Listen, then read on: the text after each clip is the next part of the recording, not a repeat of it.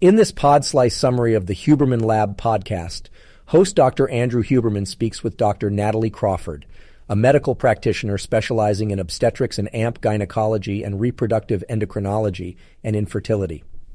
They delve into the complex realm of female hormones, fertility, and general female health. Dr. Crawford educates listeners about how fertility and hormones are influenced from the gestational stage, extending towards menopause. She highlights that the largest number of eggs a female will ever have is about 6 to 7 million in utero at around 20 weeks of gestation. This number significantly reduces with time, even before birth, eventually reaching a count amenable to brain signaling at puberty. Through an analogy of a vault inside the ovary, Dr. Crawford states that each month a group of eggs are discarded due to the natural course of age, as a rise in follicle-stimulating hormone, FSH, from the brain triggers follicle growth and estrogen production. Dr. Crawford touches upon the different stages that females undergo before reaching puberty, including the development of breasts and the onset of secondary sexual characteristics such as genital hair and body odor. The discussion reveals that an exposure to certain odors and endocrine disruptors could potentially trigger an earlier onset of puberty. Worryingly, recent studies show the age of onset of menstruation, menarche, has shifted from 13, 15 years old to a range of 10, 11 years, leading to an earlier closing of growth plates and resulting in an overall lesser adult height. However, an important point highlighted by Dr. Crawford is that the onset of menstruation, irrespective of its age, does not affect the duration of female reproductive lifespan.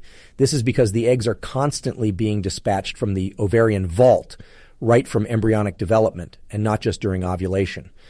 Finally, regarding egg harvesting for in vitro fertilization, IVF, it was clarified that harvesting eggs doesn't lead to an extra reduction of eggs from the vault beyond what would naturally occur through time.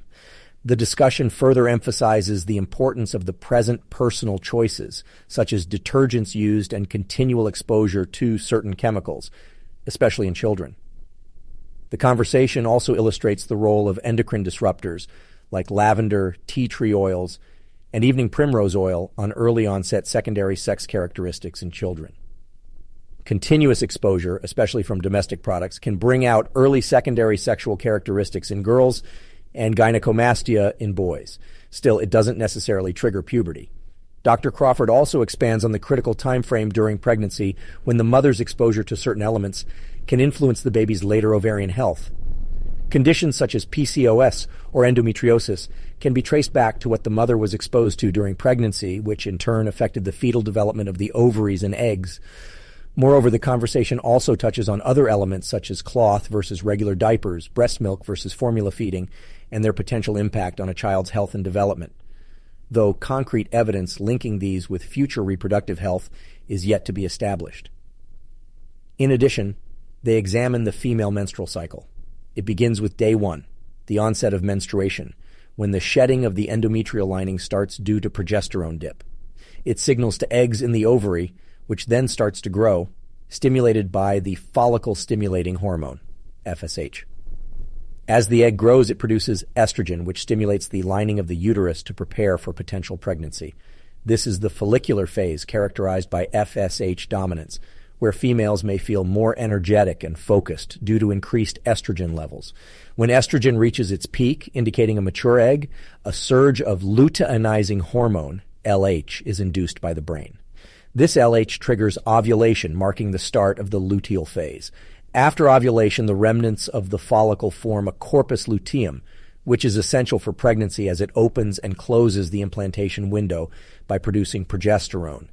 Towards the end of the corpus luteum's existence, if no pregnancy has occurred, both estrogen and progesterone levels drop, leading to menstruation and start of a new cycle. They underscored that typically a menstruation cycle is not exactly 28 days for every woman. The follicular phase duration may vary, but the luteal phase is relatively constant, lasting around 12 to 14 days. This discussion between Dr. Andrew Huberman and Dr. Natalie Crawford brings to light some crucial points surrounding the menstrual cycle and its distinct phases, the follicular phase and the luteal phase. They establish a broader understanding of these two phases. The follicular phase, with its varying lengths, is dictated by the communication between the brain and the ovary. At the same time, the luteal phase consistently lasts around 10 to 14 days. Moreover, Dr. Crawford stresses the red flags presented when an individual's menstrual cycle duration changes from its normal time frame, highlighting a problem in the hormonal signaling between the brain and the ovary.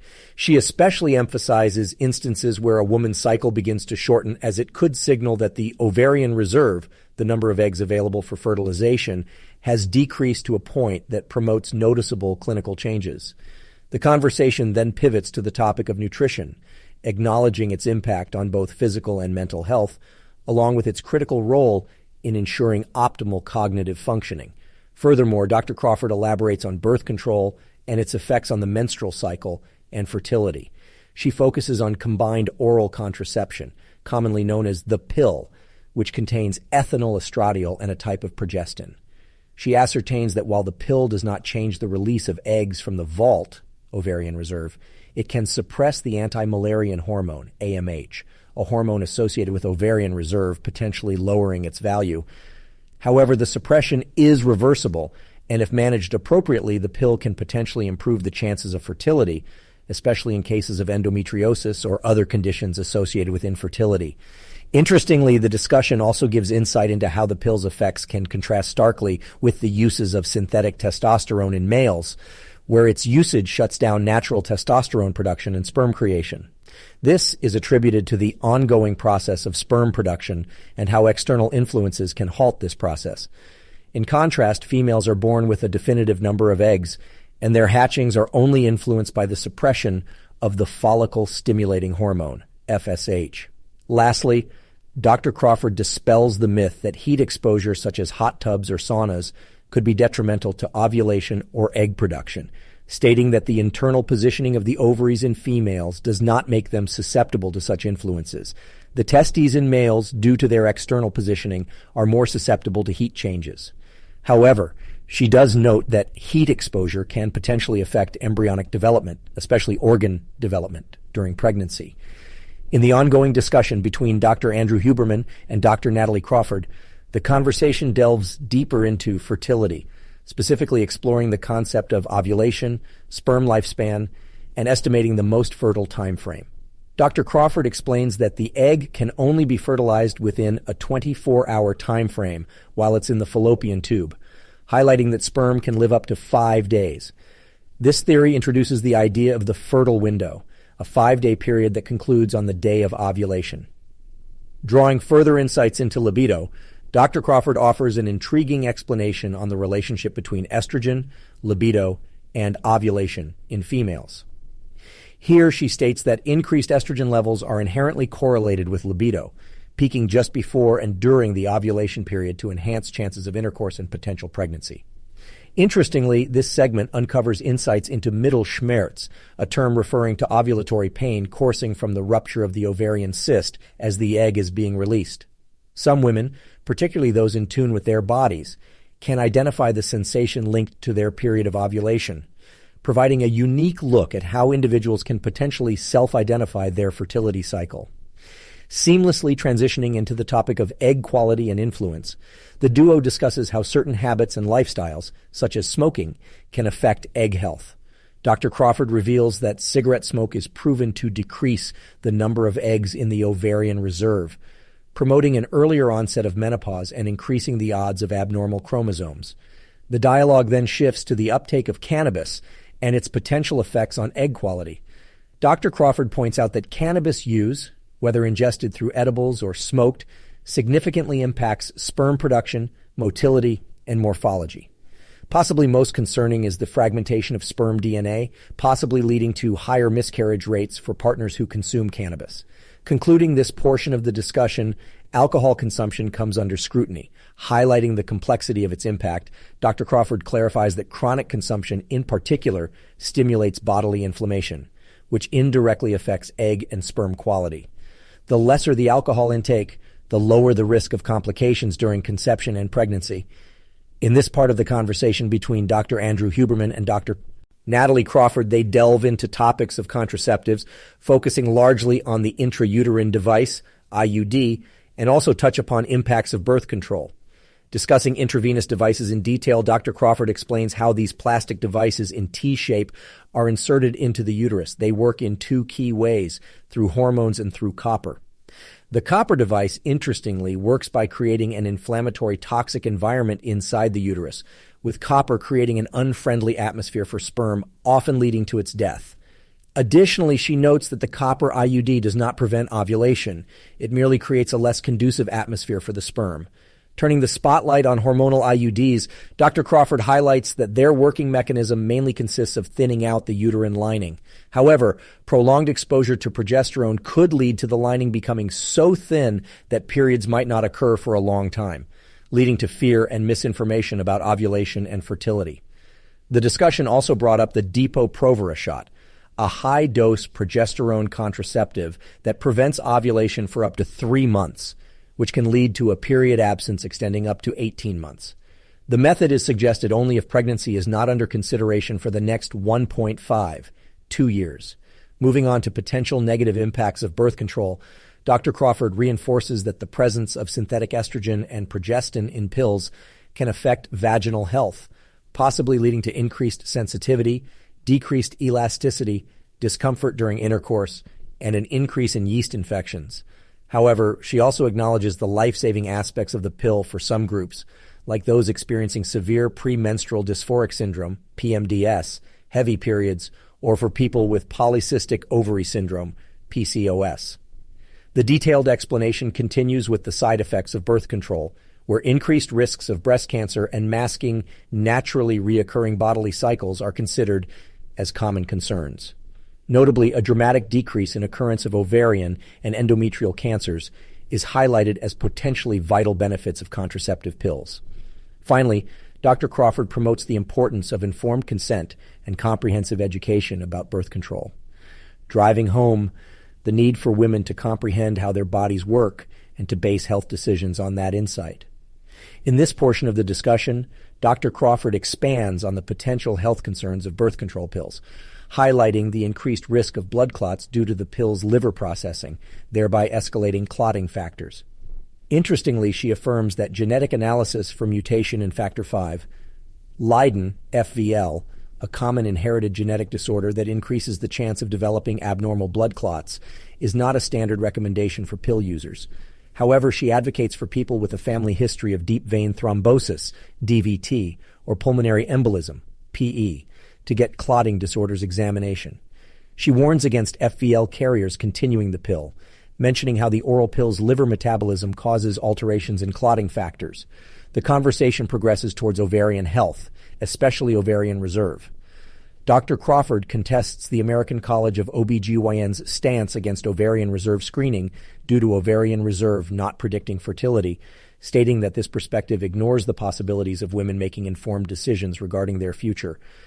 From discussing costs of getting AMH levels tested, approximately $79, to contradictory follicle counts in different age groups, to the unrealistic expectation of AMH predicting fertility, Dr. Crawford emphasizes the importance of accessible ovarian reserve information for women. The discussion then pivots to in vitro maturation, IVM, a technique where eggs are matured in the lab, potentially providing better results for people with fewer eggs. However, IVM comes with its limitations and restrictions and may require multiple cycles of egg retrieval due to the small number of eggs that can be obtained each month. By shedding light on these topics, Dr. Crawford advocates for awareness and the empowerment of women through structured education to aid their decision-making about their health and fertility. She firmly believes that comprehensive understanding of one's body and the ability for the same to make informed health choices is vital. IVM specifically offers the opportunity to learn about ovarian reserves and factors that might affect fertility, which she believes can help many people, even if they are not currently considering pregnancy. Dr. Crawford passionately discusses the age-old assumption of simply waiting to consider parenthood, arguing that being proactive about understanding personal fertility can lead to valuable informed decisions. Contingent upon goals and circumstances, she suggests interventions like egg freezing around age 32, 33 for optimality due to a sufficient egg quality and quantity. Further, she incorporates statistics to explain the process post-egg freezing, emphasizing that assumptions have to be made due to the uncertainty of the future sperm source's quality. Dr. Crawford and Dr. Huberman dive into the egg harvesting process to clear misconceptions and shed light on realities. They highlight the technological strides made, leading to a 90% egg survival rate post-freezing today. However, they recognize the inevitable decrements. About 75% getting fertilized, 50% reaching implantation stage, etc., that occur due to the complex human reproduction process and potential lifestyle choices that can affect sperm quality. Their discussion notes concerns regarding potential health risks and costs, both physical and psychological, and introduces various techniques like PRP injections and varying intensity of drug administration. Further, Dr. Crawford discusses the higher probability of monozygotic twinning in IVF procedures due to potential embryo splitting after transferring it into the body. They stress giving embryos the best chance, advocating for only one implantation at a time and outlining the statistically high cumulative chances of success. Dr. Crawford believes most modern difficulties with falling birth rates and rising infertility result from people starting families later and lifestyle issues like chronic illness, autoimmune disease, and obesity. She maintains the importance of scrutinizing these factors and suggests it wise to regularly check AMH levels to take proactive steps like possible egg harvesting before the significant fertility drop-off post 37 years of age. The discussion continues with Dr. Crawford and Dr. Huberman focusing on several intriguing aspects of fertility, including the number of eggs needed to ensure a certain family size and the impact of sperm quality. Speaking on the topic of advanced paternal age and its effects, Dr. Crawford mentions that negative outcomes begin to manifest when the male is about 50 years old. She advises younger males in their late 20s or early 30s to freeze their sperm as a cautionary measure, describing the process as stable and relatively easy compared to egg freezing. Exploring the dynamics of reproductive procedures, they delve into the effect of various hormone injections involved in stimulating egg growth. They illustrate the process as a sequence that carefully manages the development and maturation of follicles and eggs. A significant part of this process revolves around the artificial generation of FSH, follicle-stimulating hormone, and LH, luteinizing hormone, that stimulate egg production. As they delve deeper, the podcast hosts introduce a relatively new procedure known as three-parent IVF. This technique is used to overcome genetic diseases by utilizing a third, donor, egg. This donor egg with healthier, younger mitochondrial DNA carries the intended parent's DNA, providing a potentially transformative solution for families dealing with genetic diseases.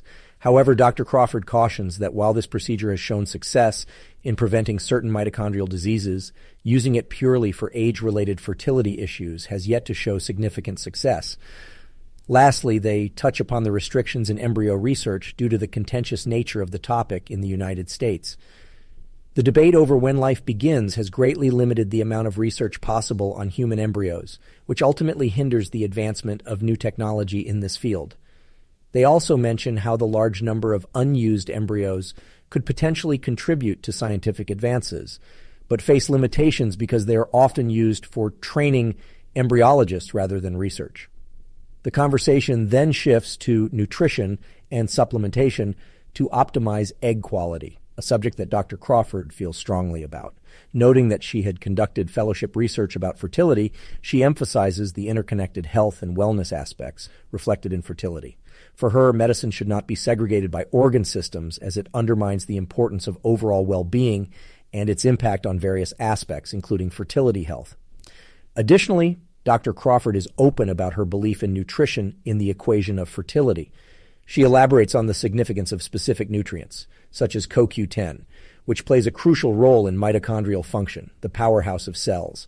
She also supports the benefits of omega-3, vitamin D, folate, and prenatal vitamins.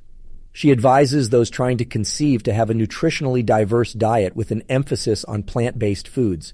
The discussion then centers around lifestyle factors like stress, sleep, alcohol, and caffeine, and their implications on fertility.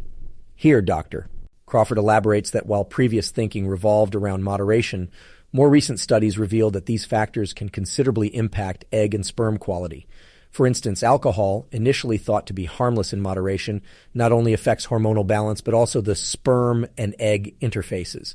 Simultaneously, Dr. Crawford recognizes the role of genetics.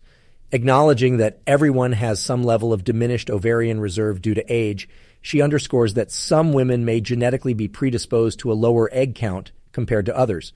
Dr. Crawford further touches upon the controversial aspect of extending the female reproductive timeline with promising technologies like egg freezing. While exciting, she also emphasizes the necessity for a deeper understanding and knowledge about their true potential as a security blanket. Finally, Dr. Crawford and Dr. Huberman delve into embryonic research, indicating the emergence of ethical concerns around egg donations, specifically from young individuals who may not fully comprehend the implications of their decisions. While egg and sperm donation offer avenues for individuals who can't conceive, it is also crucial to consider potential ramifications. They conclude the section with an acknowledgement of the rapidly advancing medical technologies, which, while promising, also bring forth a range of ethical and medical dilemmas. In this insightful discussion, Dr. Crawford places a spotlight on the profound implications of sleep and diet for both reproductive hormone functionality and egg and sperm quality. Sleep is emphasized as an essential element for cellular repair and for maintaining low inflammation levels.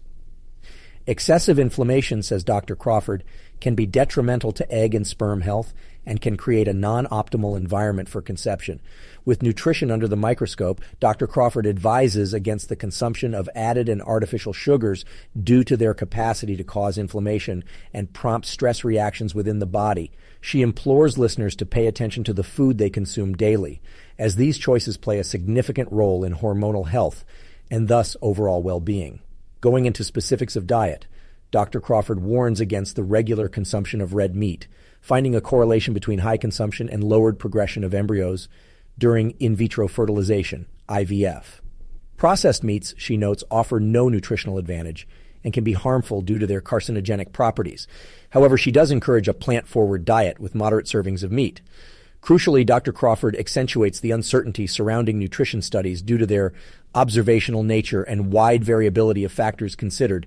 The potential benefits and concerns associated with various foods are evaluated, including tofu, which, against popular belief, does not negatively impact fertility. Dr. Crawford also emphasizes the positive effect of omega-3 rich fish on reproduction, recommending 3 servings per week to balance mercury exposure potentially harmful to fetal growth. Moreover, she attests to the benefits of healthy fats, whole grains, fruits, and vegetables without advocating for a strict dietary regime. On the other hand, she raises concerns about the implications of being underweight or overweight for reproduction. Both ends of the spectrum, she warns, can decrease the chances of conceiving per month and increase the likelihood of pregnancy loss.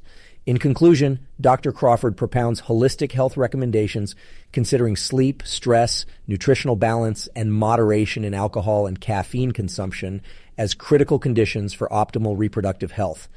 In this discussion, Dr. Crawford delves deeper into the conversation about reproduction, addressing crucial questions about prenatal vitamins, nutrition, supplementation, and the intricate process of in vitro fertilization, IVF. Dr. Crawford recommends those in their reproductive years, men and women alike, to take a vitamin containing folic acid even when they're not trying to conceive, due to its importance in preventing neural tube defects and aiding cell division. She also discusses the contribution of at least 1,000 international units of vitamin D due to its impact on reproduction, highlighting that the measure will not have harmful effects, but instead prove beneficial for most people. Omega-3 fatty acids are also significant due to their anti-inflammatory benefits and the role in the brain development of a fetus. When talking about CoQ10, a nutrient aiding cellular energy production, Dr. Crawford states that research has indicated benefits in both egg and sperm quality, recommending a dose of 200 mg 3 times a day for those trying to conceive. She asserts, however, the importance of consistency in taking supplements, highlighting that the form of CoQ10 does not matter as long as it is being consumed consistently. On the topic of PCOS and inositol supplementation, Dr. Crawford names myosossitol as the potent driver, helping the body respond better to insulin and decreasing inflammation. She recommends roughly 2,000 milligrams of myoinositol supplementation, indicating it wouldn't matter whether taken before sleep or at any other part of the day. As the conversation transitions to the process of IVF, Dr. Crawford shares numerous details about this reproductive journey. Necessary changes in diet or nutrition should begin at least 90 days before trying to conceive or taking fertility treatments, given the growth cycle of both eggs and sperm. The IVF process involves subcutaneous shots for about 14 days, causing bloating and pelvic pressure due to high estrogen. The extraction of the eggs is a 20-minute procedure carried out under IV sedation involving drugs like propofol and fentanyl. Dr. Crawford emphasizes the patient's experience during this process, and the need for individual attention and informed consent, particularly when it comes to the method of anesthesia. While she underscores the delicacy and precision of the egg retrieval procedure, she insists that patient comfort and pain management is critical, emphasizing transparency in clinic practices and patient understanding of the procedures involved. In the continuation of the enlightening discussion, Dr. Crawford stresses on the importance of patient comprehension and consent with regards to pain and sedation used during the extraction process in IVF. She states that most clinics put patients to sleep using propofol, ensuring a comfortable experience for the patient. She also labels the retrieval process a critical and sensitive procedure, which requires precision and patient compliance to avoid risk of infection or unwanted pregnancy.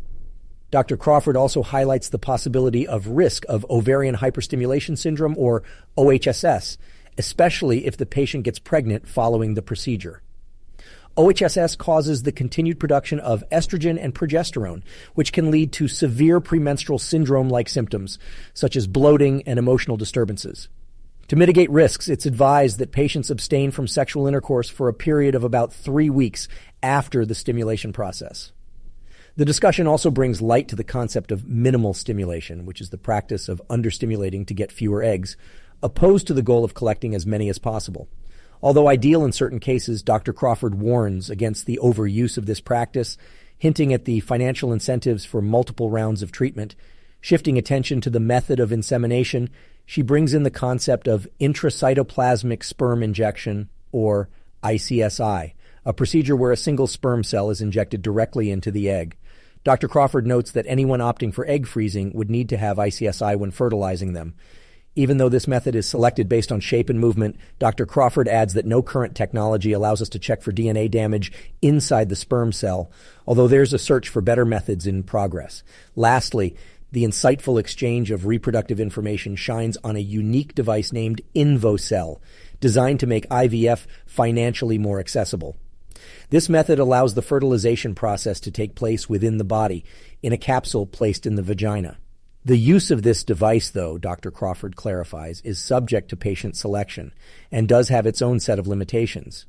With continued innovation and knowledge sharing, the field of reproduction and fertility treatments can hope to make considerable advancements, making the process safer, easier, and more accessible to all.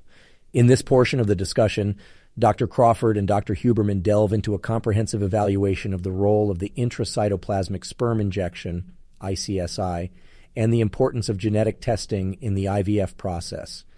Dr. Crawford reiterates that the use of ICSI is almost a given in every case due to its high success rate, which counters the potential risk of zero-egg fertilization. A critical aspect covered in this part is DNA fragmentation in sperm cells, the disruption of DNA strands that may affect fertility. Dr. Crawford mentions the current belief among urologists that the ejaculatory process itself might cause some fragmentation in men with an abnormal DNA sperm fragmentation and low sperm counts. This issue could be potentially lessened through a sperm extraction procedure, which omits the sperm from the rigorous process of ejaculation. The subject of genetic testing of embryos surfaces in the conversation, a strategy that allows doctors to select eggs with the right number of chromosomes, which statistically increases the probability of a successful IVF procedure. This process assures greater efficiency and lessens the likelihood of failures and miscarriages, saving valuable time and resources. The discussion moves towards embryo banking, enabling potential parents to store genetically normal embryos for future use. The demand for this function has been seen growing among older couples looking to start a family at later ages. Furthering the dialogue on women's health, they address the occurrence of menopause. Dr. Crawford discusses modifiable factors, lifestyle choices causing increased inflammation, exposure to toxins, and untreated endometriosis that can influence the onset of menopause. The importance of estrogen levels is highlighted as a significant component in women's longevity, cognitive health, cardiovascular health, sexual health, and overall life quality. In Dr. Crawford's perspective, hormone replacement therapy is often recommended for patients transitioning into menopause with a strategic focus on mimicking natural hormonal structures. She emphasizes on the choice of HRT being at lower doses that relieve symptoms, improve life quality, and ensure better health and longevity. This segment concludes with a realization of the importance of women's health well past menopause and the urgency for women to feel empowered to pay attention to their bodies as they age. They discuss how cycles and symptoms signal the approach of menopause. Prolonged periods of low estrogen leading to fatigue, mental fogginess, headaches, hot flashes, libido loss, vulvar vaginal symptoms, and a higher likelihood to have depressed moods.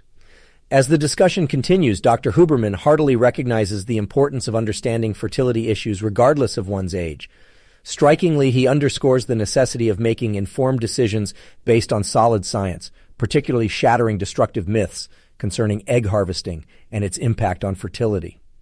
Appreciating the preciousness of Dr. Crawford's time, Dr. Huberman acknowledges her multifaceted roles as a medical practitioner, a family manager, and an avid knowledge dispenser who remarkably manages her clinic, podcast, and book simultaneously. He appreciates her effort to concentrate critical information on women's health into one place, which he feels is especially difficult to find. Expressing his learning experience, Dr. Huberman acknowledges that following Dr. Crawford's work has proved valuable. Recognizing her role in demystifying complex matters of women's health and fertility is crucial, and he expresses his gratitude for her participation. In turn, Dr. Crawford thanks him for providing a platform to discuss these significant topics and asserts the importance of such discussions for people trying their best to grapple with these health issues every day. Looking forward, they express mutual willingness to continue conversations on women's health, with Dr. Huberman hoping to persuade Dr. Crawford to return for further discussion on quickly move-through topics. In the aftermath of their discussion, Dr. Huberman encourages his audience to check out Dr. Crawford's practice, social media, and her podcast, As a Woman. He also directs listeners to support his own podcast via subscribing to his YouTube channel and leaving up to 5-star reviews on Spotify and Apple. Additionally, Dr. Huberman touches upon the sponsors contributing to the current podcast episode and expresses that continued support for these sponsors is highly beneficial to the continued production of the podcast. He also encourages his audience to follow him on various social media platforms under the username Huberman Lab for more science-related discussions. Lastly, he invites listeners to subscribe to a monthly neural network newsletter featuring podcast summaries and toolkits for optimizing sleep, regulating dopamine, fitness, mental health, learning, and neuroplasticity, all at no cost. With an assurance of confidentiality regarding email addresses, he concludes by again expressing gratitude to Dr. Crawford and thanking the audience for their interest in science. Check out the full podcast by clicking the link in the description below. Make sure to like, comment, and subscribe for more content like this. Thank you for listening to this podcast summary episode of The Pod Slice.